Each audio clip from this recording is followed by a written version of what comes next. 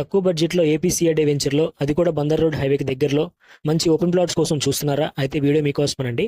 Details కోసం వీడియోని అయితే ఎండ్ వరకు చూడండి. అలాగే ఇటువంటి ఇంట్రెస్టింగ్ అప్డేట్స్ని ఫ్యూచర్లో మిస్ కాకుండా ఉండాలంటే మన పేజ్ని అయితే ఫాలో చేయండి.